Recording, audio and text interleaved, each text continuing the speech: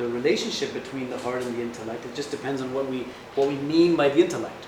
So we kind of went in that direction yesterday, and I'm going to not say anything about intellection as such today, or the heart, but we're going to rather move to the quality, the primary quality that animates the heart and animates the intellect and gives it its life, and that is love. Right? So we'll have a lot to say about love today. But again, once we speak about love, especially in Sufi contexts, we are often surprised. Like I find my students and other individuals like that, they're usually quite shocked to learn that love has a lot to do with discipline. It has a lot to do with practice. It's fundamentally concerned with orienting your body correctly. And then I say to them, well, why would that be a surprise? Because if you fall in love with somebody in this world, it's not a wild free-for-all. There's adab, there's comportment, there's ways of being with the object of your love. You can't just show up and do whatever you want, right? You probably get a smack in the face if that happens. That is to say, there's a kind of propriety, and that must be the case because we're embodied beings. So love very much ties to discipline. And this author that I wrote on, Ayn al-Quḍāt Hamadānī, he's considered in the tradition, in the Sufi tradition, to be one of the greatest lovers of God. He was the first person in the tradition to have the title the Sultan al-Ushaq, which is also later reserved for Ibn al-Farad, the famous poet. So he was known as the Sultan of the lovers. Yet, if you get into a book like this, you find that he's saying a lot about the practice of the way to get to love. And the basis of all of it, interestingly enough, when I started getting into the writings, is that he has a lot to say about habit. Now, normally we associate our habits with our inclinations, things that we do, right? Habitually, sit down TV and you're having dinner and your habit is to watch TV while things like that. It's a bad habit. Smoking, for example, habit, right? When you drive, if you don't check your blind spot, you just turn, bad habit. So it can be used like that, but in a Sufi context, it has a much more fundamental meaning, which has to do with your putting yourself, essentially, before God. So we're going to see some passages, I'm going to read some passages to you and discuss them, in which this author lays out the nature of habit, what it is, and why it's not a good thing in the spiritual path. There's a certain habituation when it comes to meditation and that kind of stuff. That's another thing. Then I'm talking about all the lower tendencies of the human being, whatever the case may be, including even higher tendencies. For example, associating themselves with knowledge, or making a claim of some kind of I-hood along the path. All of these habits of self, identification have to go, whatever the case may be. So the etymology of the word habit in Arabic is very interesting. Now, if you don't mind, what I'm going to do, like I did yesterday, I'd like to engage with you and bring you into the conversation if that's possible. So any Arabists here, would you be able to tell me what word I might have in mind? It's the same word in Persian that he would be using. Ada. Good. Okay. And do you know what root it comes from? Like what it actually means? To return to. Oh, good. Yeah. Ada ya'udu, to return to, right? To return. So you can see how the word habit, so what we would call habit, in Arabic its understanding of the term is that it's something that you go back to. You keep going back to it. There's another term that comes from that same root, which is ma'ad, which is your place of return. Right? So you want more ma'ad, you want more of that return to God, but less of your own ada, right? Alright, so it's something that you continuously return to, and then that can be a kind of practice, whatever the case may be. It can be a sense of your own importance. You can have an ada, just always return to yourself. People who have maybe social media accounts, I don't, so I don't know, but I've seen these things. You kind of, maybe you're eating a meal and you take a picture. Look what I'm having today, everybody, right? My daughter, one of my daughters, she I guess one time she was mocking this. I don't know where she'd even seen people doing this social media stuff, and she had this she made a video, and she's at that time 9 years old, and she said, I went on this really nice vacation, and she showed pictures. And then at the end she goes, don't forget to subscribe and have nazar and jealousy for me. And she's done. I was like, but it was a beautiful critique actually, like a really funny parody of like, right? Because that's what happens generally, right? You're accustomed to putting yourself out there. That's the kind of habit. But you don't realize the repercussions that they may have for other people. Maybe they don't have these opportunities in life that you may be showing off to the world. You're going into a fancy restaurant, you're putting it all there, and it might be that your own habits is now overriding other people's, feelings, for example, and things like this. So habit can be a very selfish kind of thing. And that's where Ayn al-Quḍāt is going to take us eventually. He'll say, the problem with habit is that it stands in the way of that aforementioned quality, the supreme quality of love. Because the fundamental thing that we do when we keep returning to ourselves is it comes out of a self-love, is what he'll say. That's the argument that he'll make. That we end up loving the things that we identify with as being essential components of ourselves. That's the real problem here. So let me, before I get into this, let me ask you a question. Who here thinks that habit is somehow important and good for your psychological constitution as a human being? Is there any time that it's good? Yeah. You can think of many instances in which it can be a good thing.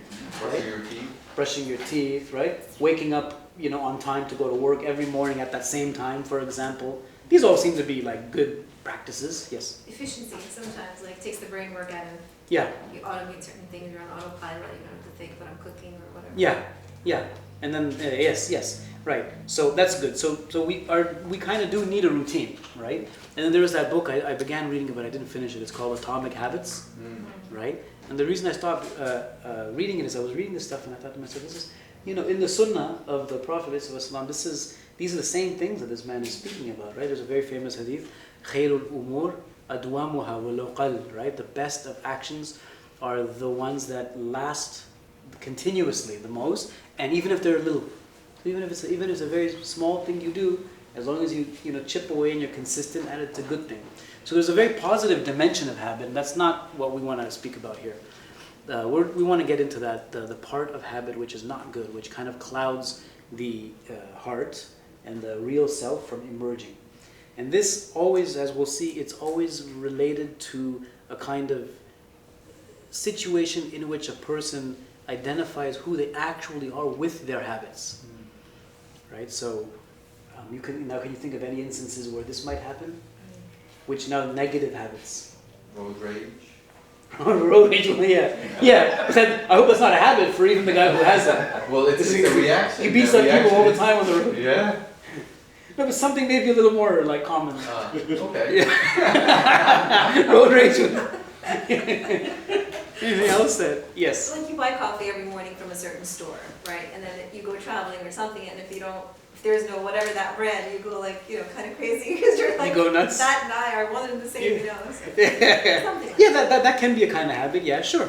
Okay. Anything else? How about something a little more deeper? Think of it. We all engage in some habits. Maybe not all of us, but many of us have habits that are, maybe we're not proud of those habits, whatever they may be. Okay, forget about physical practices. How about habits of the mind? Gratitude. Gratitude would be a very good, that would be something very positive, right? And then someone like Ayn al-Quḍāt, he says that gratitude, it's not at the level of a habit, but it's at the level of, when your selflessness has been actualized, right? You're grateful for every single thing. That's a very different state. But these are like negative. Narcissism, good. That's a main one, right? I remember one time there was a relative I was talking about Sufism, and I laid out some things, and it came up that there needs to be change in order to. And he said, "No, I'm fine. I'm totally fine the way I am. I don't need to change at all." But he was totally serious. So at that moment in this person's life, this is not something right for them. But okay, fine. So yeah, narcissism, loving oneself, this can be and certainly is a big kind of habit. Which means you see yourself. That's the problem, right? In all of this, yes. Sometimes I've noticed even spiritual practice can become a habit over time. Yeah. Where it becomes a part of your identity, but it starts to lose the Yes. initial meaning and connection Yeah. it had when you first started. Yeah, very good. There's a passage that I want to read with you that talks exactly about that. I'm glad that you mentioned that. Yeah, right, exactly. It can kind of become a little mundane, right? It becomes ubiquitous, you know. Kind of like when we were kids, you know, back in the 80s, there were no microwaves. Very people had microwaves in their house, right? And then eventually, like by like the mid-90s, everyone had like a microwave, right? But the first few people that had microwaves, it was like, whoa, this guy's cool, man. They got a microwave in their house. And then eventually it's like every single person has them. And now they're telling us not to have them. So then, right? So it's a kind of like, that ubiquity becomes just a part of the furniture of your own home. And just like that, the practices in the spiritual life become kind of like, almost like just the infrastructure or the furniture. And then it becomes kind of just boring, right? And there's a very famous hadith, right? That God doesn't get bored with you until you get bored with Him, right? So if one is finding that the spiritual practices, whatever they may be engaged in, are kind of boring or not, they don't have the same flavor or fervor that they used to have, then like any relationship, that it needs to be rekindled in that case, right? It's the same thing with human beings. They fall in love, but they can kind of fall out of love too. Or they can kind of just fall into this stage where it's just like habitual. They're just kind of like there, and okay, you're there, and that's not good, because we're not, as human beings, we want something much more in our relationships with friends, with people, with our beloveds. At work, it's the same thing, right? You fall into a kind of habitual, hey, how's it going? These guys are just the people at my work. And then you stop becoming grateful when you start taking everything around you as just kind of there, right? So definitely that kind of habit is a problem. Anything else? Any other kinds of habit? I just have a question, right? Yeah. Because it seems like there is this tension. On the one hand, like when you first said habit, I thought, oh, habit is good, right? I thought of like, you know, some of the homeschooler, you know, writers, whatever, you know, like about Charles, what's her name? I'm sorry, I'm having him over here, but Charlotte, right? Charlotte Mason. I thought of like, oh, like discipline, like this is good, this is, you know. But now I'm seeing like it can also get in the way of maybe creativity, and growth, and improvement. So how do you distinguish like between you know habit in the Charlotte Mason good sense, right? Yeah, wonderful.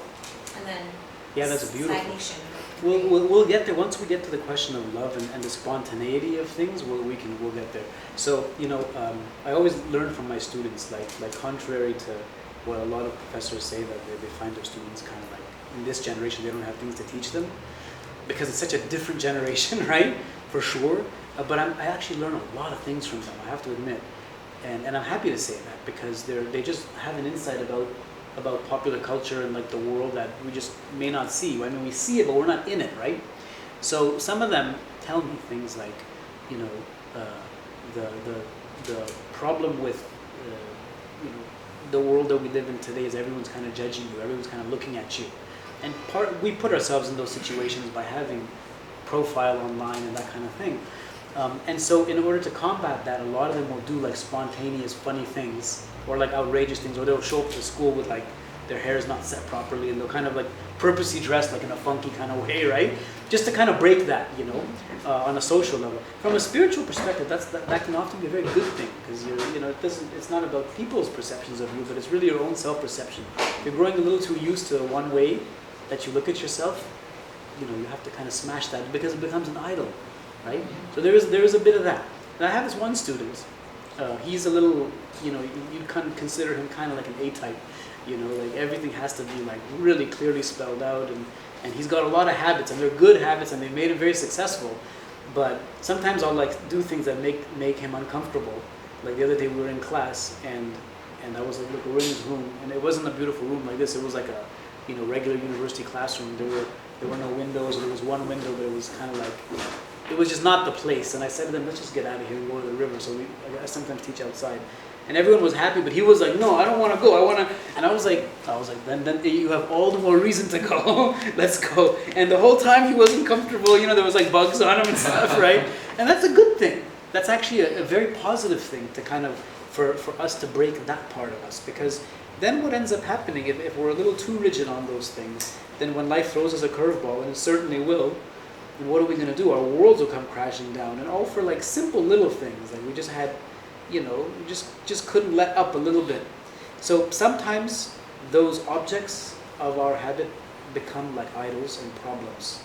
So that's the first step, is to kind of be able to identify what they are, and then to seek to break them, right? Not all of them, as I said, not the positive ones, but the negative ones. The positive ones eventually need to be broken too, if they start leading to a kind of stale spiritual life, as you were mentioning, and we'll see a passage that relates to that. So he's going to talk about habit in this way, but it's ultimately to take us to a place in which we see that the habit, its primary impediments on the spiritual path is that it leads to a kind of selfishness, because it becomes about what I want, the things that I need to happen in this way, in this order, at this time. And if it doesn't, then, all hell breaks loose kind of thing. And he says that so long as this happens, Ayn al-Quḍāt says, as long as this happens, love will not get to do its work on you. Right? So you have to let those habits go in order for God to do His work. Because as we put ourselves forward and our habits reign supreme, what ends up happening is they become our gods. Right? And that's why the Quran relates hawa, or caprice, which comes from a word that has to do with wind, to a god that a person takes. أَفَرَأَيْتَ مَنِ اتَّخَذَ إِلَهَهُ هَوَاهُ فَأَضَلَّهُ اللَّهُ عَلَى الْعِلْمِ. Right? Have you not seen the one who takes his God, his caprice, his desires as his God? And this is the case for many people, right? The things that you want, the things that you deem to be interesting and important and relevant and meaningful, the things that spring up for you, because the word hawa, caprice, has to do with the wind. It comes, it kicks up a storm, it looks so important at that moment, and then what happens? It's gone. And then you're kind of just left in the lurk, waiting for the next one to come, right? So if that becomes our God, then we're just following that wind everywhere. And we no longer become servants of God, we become servants of ourselves. So let's look at some of these instances in which he speaks about habit, and then see where he goes with it. One of the things I love about this author is that he's so direct, he's so clear, and often they're kind of just one-liners. Sometimes they're in the context of letters that he wrote to his students, and he'll tell them very directly, you still have all these bad habits, right? One time there was one student, he gave him a wird, like a litany to perform. The student traveled all the way from, I don't know where he was, some central part of Iran, to Hamadānī, far. And he came and he got the instruction from the sheikh, and he went back. And he said to him, go do these practices. But he knew the student's soul, and he knew what the person's tendencies were. So he writes him a letter. He says, some time ago you came to visit me and I gave you some practices, a wird. I'm sure you're not doing that. Oh no! Imagine your doctor tells you, I gave you medication, I gave you a prescription. I'm sure you're not keeping up with it. So these spiritual doctors are even, they're even more perspicacious. They understand the inner part of the individual, and they understand often that the habits, and the things that animate us. There are also, before I get into discussing these passages, there are also habits of mind, just basic habits. Like, for example, we tend to want to insist that in order for us to know something, it has to accord with the principles that we've come to the table with. Maybe we're looking at things the wrong way. One time somebody said to a great spiritual master, I've prayed and prayed and prayed all night and day and I didn't get my answer. And then they lost hope in God, and the master said, well, maybe you've not been praying correctly. Like, why are you assuming that you're so good and God is bad? One time I had a student, I had them read the Quran, and it was a class on the Quran. And the student came up to me and said, oh, it didn't speak to me. He didn't speak to me. And I said, yeah, but maybe you're not ready to listen. You have to be, are you ready to listen? Because sure, it's not going to speak to you if you're not ready to listen. Right? Al-imdad, they say in Arabic, Ibn Ata'illah has a saying, Al-imdad bi qadr al-isti'dad. The divine help will come in accordance with how ready you are. Maybe you're not ready right now, that's okay. You at least cultivate then the practice of trying to listen. That's why Mawlana's Masnavi begins with the words, what's the first word of the Masnavi? Listen. Listen, isn't that Vashno? Isn't that amazing? Yeah, it's all about being able to listen. Because when we cultivate the proper listening, then we can kind of, there's a certain kind of acceptance on our part that it's an acknowledgement that, hey, maybe I'm not ready. That's okay. You're not supposed to be like a superhero overnight, spiritually speaking, right? Let things just take their course naturally. And break that habit of insisting on it has to be this way. The hardest people that in the world of religion to convince about breaking their habits often are the people who study kalam, like rational theology. Because for them, they literally have like a formula of like how, I had studied kalam as a young man, like Ayn al-Quḍāt did. And he said it made him depressed. Actually, it put him into a really bad. He was confused, and I know exactly what he's talking about, because they have like categories. Like it's impossible for God to do this, and it's not possible. He has to be like this and not like this. And then someone like Ibn Arabi comes along and goes, "Why are you saying it's impossible for God to not do this and that? He can do whatever he wants. He's God, right? What's impossible is the fact that they haven't allowed for the possibility for God to speak to them, right? So modern thought largely is characterized by this kind of habit, this habit of thought, of just insisting on one way of doing it and then not looking at any other possibility. There's that saying, that poem by Mahmud Shibastari, Zahin Adam ke khurshid taban, be nur sham juya dar biyaban. How many fools are there who go outside in the desert on a bright day looking for the sun with a candle in their hand. Mm-hmm. So, Bismillah. That's like a commentary, as they say, on contemporary thought. Okay. So, for those of you who have the book, it's page 111. All right. So, some of them are very straightforward. From the beginning, no position is better for one than abandoning habit. Okay, that's straightforward. Right? But you have to do that from the start. Right? You have to be able to just break that habit, whatever it may be. And you'll see there are always negative things, and we each know what our habits are and our tendencies. All of them have to go. Most people are controlled by the Satans of habit and are afflicted by them. So we're basically, right, habit, it moves in the direction of evil, ugliness, and he associates it even with idol worship. Right? So anyways, most people, they're just controlled by their habits night and day. Night and day. Oh dear friend, from the very beginning, the seekers of God have spoken of abandoning all habits. So this is more or less how he's framing it. Right? What do you have to do? Break your habits. That's all. The hard part, of course, is that we identify ourselves too much with those habits. Yeah. So what he's telling us is that you have to be able to break the association of yourself as you find them in those habits. That's the really difficult thing. And for a lot of people, even if it's not a practice, let's say a habit that they're not happy with, maybe you can break that. That's probably easy. Just if it's whatever, if you smoke and you hate the fact that you smoke cigarettes or something, you can kind of quit that. You can go cold turkey. There's the patch. There's things that you could do, right? There's physical practices you could perform. But what if it's a mental habit? What if it's a habit of the mind?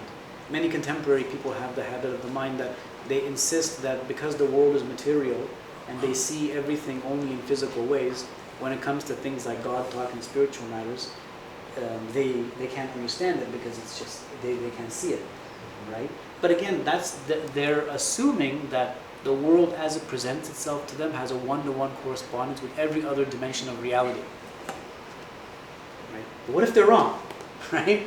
And then sometimes you can rock their world, as we were talking today with somebody about this very thing. What if you have a premonition of something that is going to happen and it actually happens? Has this ever happened to any of you? You want to talk about it? But what is it? Because if you're a pure materialist, right, that's why the materialists have a very hard time answering questions like this. Something that is going to happen has not happened yet in the realm of pure quantifiable materiality, which means that you've had some kind of access to a conscious state of something on the material plane that hasn't happened, which is impossible. So that means maybe there are other planes of reality that you've had access to.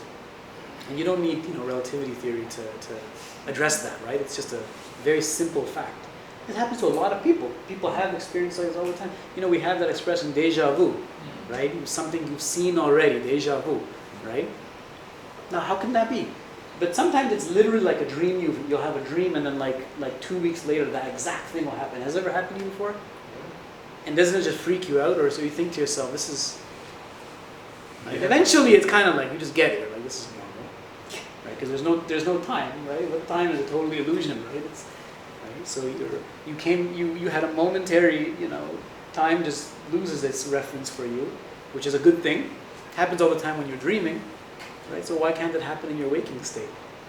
Even more so. It's interesting, in your dreams you're seeing a lot of things, but your eyes are closed. Right? So that means that vision is not tied to sensory perception. Right? So these are all habits that we need to be able to become to disassociate ourselves with. Right? Sight does not just have to do with physical eyesight. That means there's other ways of perceiving. Now that's the case on such mundane levels as instances that haven't happened in the world and other things. What about the roots of existence itself? Maybe there's something that's unaccounted for by our senses, certainly. So we have to kind of break those habits too. For a lot of people it's like that. Sometimes there's psychological habits, and this often afflicts people who are concerned with spirituality, because they're kind of a little bit aware of their egos, of the things that make them tick. Maybe they're aware of what their bad habits might be, and they're on guard, right? When somebody's name is mentioned, if some people like to fall into the habit of backbiting, right?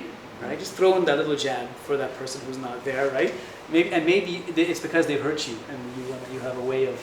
And Imam Ghazali has a beautiful description and discussion of this in his book on pride, and he says, it's usually out of arrogance. Actually, our egos have been offended by somebody, and then when they're not around, we kind of like just get back at them, even if they're not there, and we feel good about it, right? So, but a person who's spiritually oriented might think to themselves, okay, I see that, now I know that when humans are mentioned, I just keep my mouth shut. That's the best way to do this for now.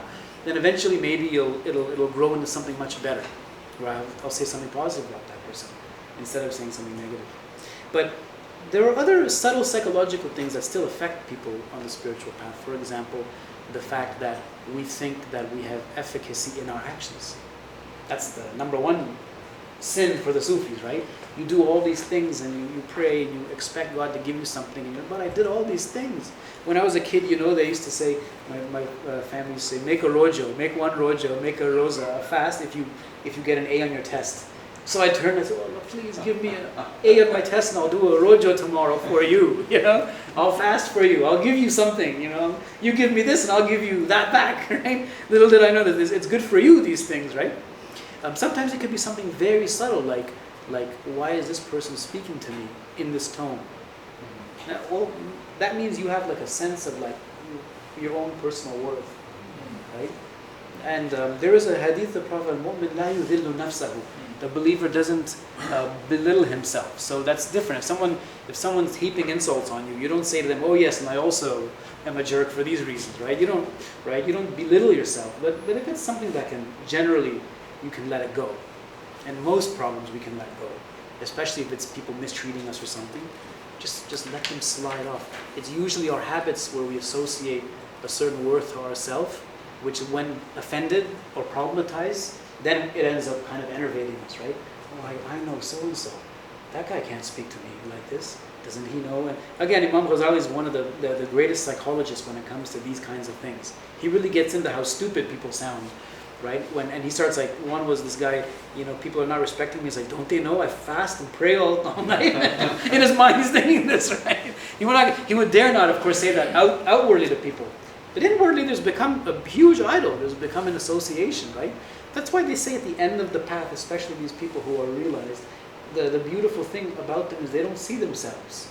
Meaning that there's just no nafs, it's not that they've conquered themselves, there's just no self left to conquer. Right? It's a big difference. At the beginning though, there's that duality, right? Eventually it all goes to oneness. So habit always veers on the side of duality. So look at this, look at what he says here. This is about practice, it's on page 112. Habit and zealousness are also insiders for prayer, fasting, and charity. However, they are not correct insiders. So you could become habitually accustomed to practicing, and that's a very good thing, especially you inculcate that habit when you're young. So when the time comes to pray, you're not negotiating it, right? Just do it. Fine, that's good. But if it becomes just a habit, and you just pray, like one friend of mine referred to it as headbanging, just becomes like just an action you do, right? And then when you're done, you're like, you don't know if you prayed or not, this is a huge problem, of course. If that's the case, then he says this is not a good thing, right? That you've been pushed to do these actions, but the intention was not there. It wasn't done out of love. It was done more out of habit. And that's a problem. You'll notice this again, going back to love relationships. If you do things for the object of your love, your beloved, because you just have to maintain the relationship or to not upset them or something, then, and you catch yourself doing this, you should say to yourself, hey, that's not beautiful. I'm just doing this like it's just like a chore, like a task. How would I feel if somebody treated me like a task just to get out of the way, or a chore just to do? So likewise, we should accord that same, good opinion and practice towards others, let alone our objects of love. So habit can often lead us to very good things, but it can trap us in very bad spaces, is what he's trying to say. Now look at this one. Strive in this. So he's telling one of his students, strive in this, namely that you should perform all of your actions in such a way that they are all accepted. One action, this speaks to what you were saying, one action like this is better than thousands and thousands of obedient deeds performed out of habit. Right? That's the key one there. If you're not going to remember anything Ayn al-Quḍāt has said about habit, apart from that passage right there, that's the key. Make it, one can make it their mantra, right? Millions of actions you can do out of habit, right? It's never better than something that's done with full realization, full presence of mind. And you know the famous hadith that there's no prayer without hudur, right? If you're not present before God all the time in the prayer, then it's as if you've not prayed, spiritually, of course. And of course, in Sufism, there's all these practices that a person undergoes, usually at the beginning, where they'll say their prayers, and at the end, if they realize that they weren't aware, they'll just redo their prayer, right? And then maybe they'd redo it again, they realize, I wasn't aware, so they do it again. Now one has to be careful, because the nafs likes to grab on the things that seem like they're virtuous and make them into bad habits too. I remember one friend of mine in university, he would do wudu, we'd all see him, we would go to pray together, so he'd do his wudu and he'd finish, and then he'd be like, I'm not sure if I wiped my ankles properly. I'm like, I just saw you. And he's like, yeah, but I don't think I did. So he'd go